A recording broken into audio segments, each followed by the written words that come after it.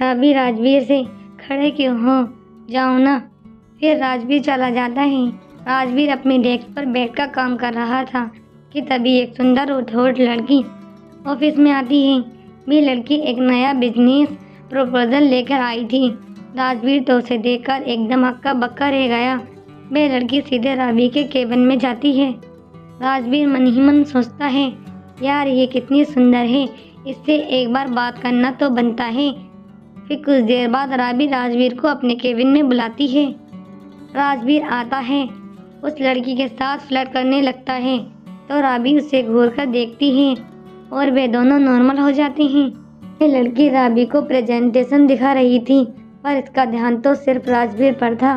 कुछ देर बाद जब सारी बातें हो जाती हैं, वह लड़की सब कुछ बता देती है तो राबी उसको प्रपोजल को हाथ में लेकर फाड़ देती है और डस्टबिन में फेंक देती है। वो लड़की, तुम ये क्या किया तुमने? पता है कितनी मेहनत लगी थी इसे बनाने में? राबी, जितनी मेहनत तुमने इसे बनाने में लगाई थी, अगर उससे आधी भी इसे प्रेजेंट करने में लगाती है तो शायद वे ये डस्टबिन में नहीं होता। And now get out. फिर वह लड़की गुस्से से वहाँ से चली जाती है। राजवीर राबी से कहता है कि तुमने क्या किया? राबी घूरकर राजवीर को कहती है, तुम जिस काम के लिए यहाँ आए हो वह करो। राजवीर, जो यहाँ करने आया हूँ तुम वह काम मुझे करने भी दे रही हो? तुम्हें भी पता था कि मेरे इस मीटिंग में कोई काम नहीं था। राबी, तुम मेरे एम्प्लॉय हो और तुम्हें वह सब करना पड़ेगा जो मैं करूँगी, वरना इस ऑफिस के बाहर जाने का दरवाज़ा खुले हैं। तुम जा सकते हो। प्रिया की मैनेजर स्वाति टेंशन में दौड़ते हुए प्रिया के पास आती है और कहती है, मैम टीवी ऑन करो। Rabi, what happens? Swati TV on करती है तो देखती है कि एक लड़की मीडिया के सामने राबी की कंपनी के प्रोडक्ट जला रही थी। राबी की कंपनी के लिए बहुत भला बुरा कह रही थी। राबी, ये क्या हो रहा है?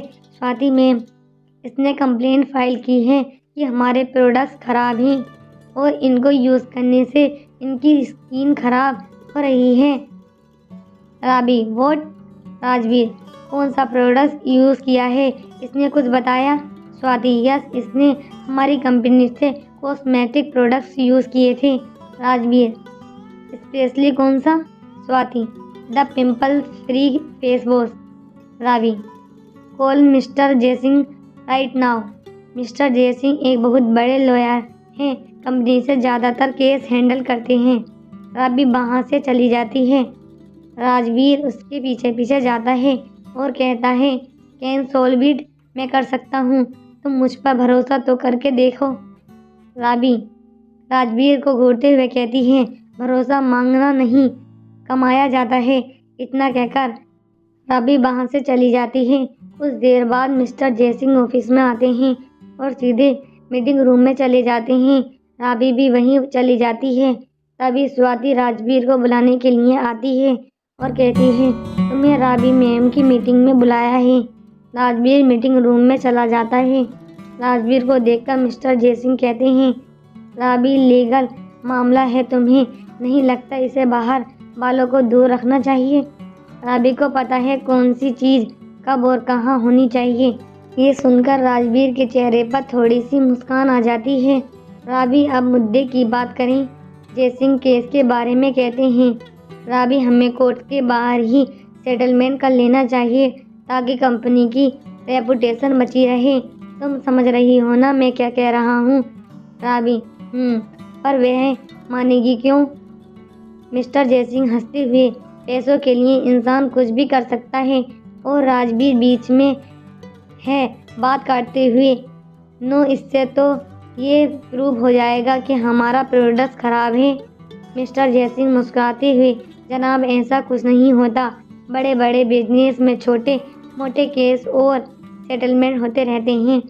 हम उस लड़की से मीडिया पर बुलवा देंगे तो ये मामला अपने आप रफा दफा हो जाएगा। राबी, नहीं, राजवीर सही कह रहा है मिस्टर जयसिंह, पर राबी, किसी के पास कोई सॉल्यूशन है? राजवीर, हाँ, मेरे पास एक सॉल्यूशन है। मिस्टर जयसिंह, क्या है वे सॉल्यूशन जनाब? राजवीर, सॉल्यूशन बता ही रहा होता है कि तभी पीएम ऑफिस में आकर कहता है, बाहर बहुत सारे लोग आए हैं और बहुत शोर कर रहे हैं। राबी और बाकी लोग ऑफिस से बाहर आते हैं तो देखते हैं कि कुछ लोग राबी के खिलाफ और राबी की कंपनी के खिलाफ नारे लगा रहे थे। तभी एक लड़की राबी के पास आती है और कहती है, अब तुम बचकर कहाँ जाओगी, अब तो तुम बर्बाद हो चुकी हो। राबी, इंसान को इतनी जल्दी अपनी सफलता की खुशी नहीं मनानी चाहिए। वह लड़की, राबी, सब वक्त की बात है, वक्त सब तुम्हारा था, मेरा है। राबी, वक्त किसी का नहीं होता, उसे पाना पड़ता है और राबी को हर चीज़ पाना आता है। ये कहकर वह लड़की भीड़ में घुस जाती है और नारे लगाने लगती है, बंद करो, कंपनी बंद करो।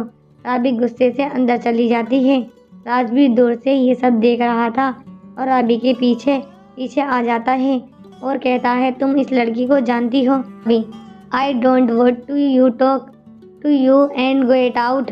राजवीर, मैं तुमसे कुछ पूछ रहा हूँ, उस बात का जवाब दो। राबी चेयर से खड़े होकर बोलती है, तुम क्या कोई मेरे रिश्तेदार हो या पुलिस हो, इसकी बातों का जवाब दूँ? राजवीर, मेरा तुमसे कोई रिश्ता तो नहीं और मैं तुम्हारा लीगल एडवाइज़र हूँ। राबी बीच में ही इंटर्न, हाँ, पर मैं जानना चाहता हूँ कि लड़की कौन है, तो जान लो, मैंने कौन सा मना किया है, मुझे इसके बारे में कोई कुछ पता नहीं। ये सुनकर राजवीर वहाँ से निकल जाता है। शिवानी राजवीर को कॉल करती है, शिवानी कहाँ हो तुम? तुम्हें पता है कब से तुम्हारा इंतज़ार कर रही हूँ। राजवीर का ध्यान कहीं और था, इसीलिए वह फ़ोन उठाकर ऐसे ही बड़बड़ाने लगा।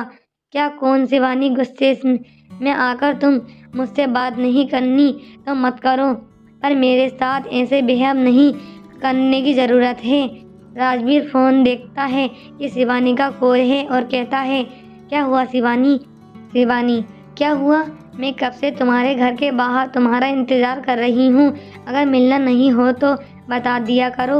और अब तो वैसे भी तुम इतनी बड़ी कंपनी में जो काम करते हो, तुम्हें हमसे क्या? राजवीर, सॉरी शिवानी, वह क्या है ना, आज कुछ काम आ गया है, कल मिलें। शिवानी गुस्से में, नहीं, मुझे तुमसे कभी नहीं मिलना और वैसे भी मेरी ज़रूरत ही क्या है। राजवीर, हे भगवान, ये सारे नमूने मेरी ज़िंदगी में देने थे, एक तो कुछ बोलूं तो प्रॉब्लम, ना कुछ बोलूं तो प्रॉब्लम। शाम हो जाती है और सब अपने घर चले जाते हैं।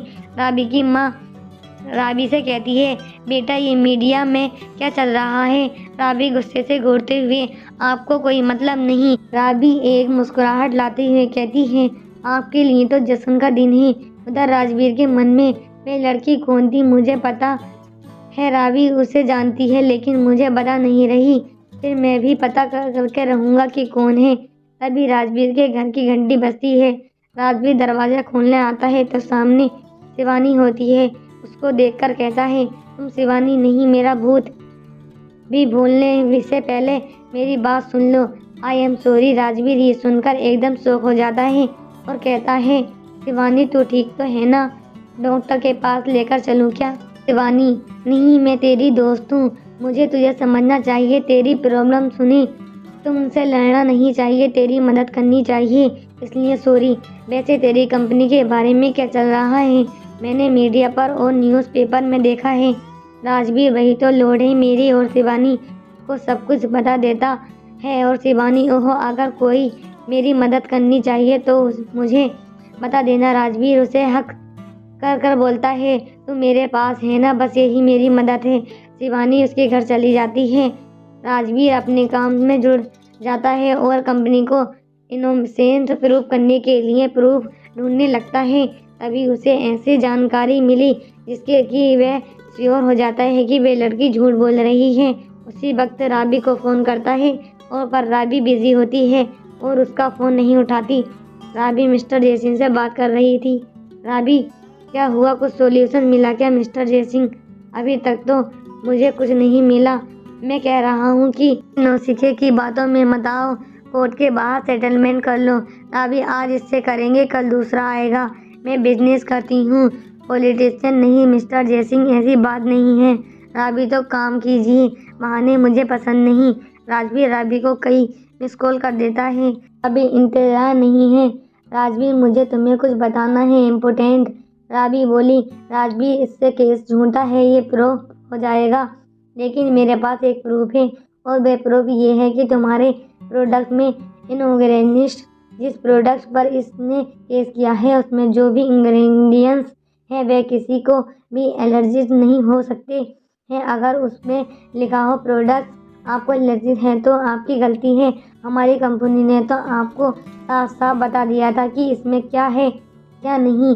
राबी गुड। अगले दिन राबी कोर्ट के लिए निकल रही थी कि तभी राबी की माँ कहती है, बेटा दही शक्कर खाकर जाओ, काम अच्छा होगा।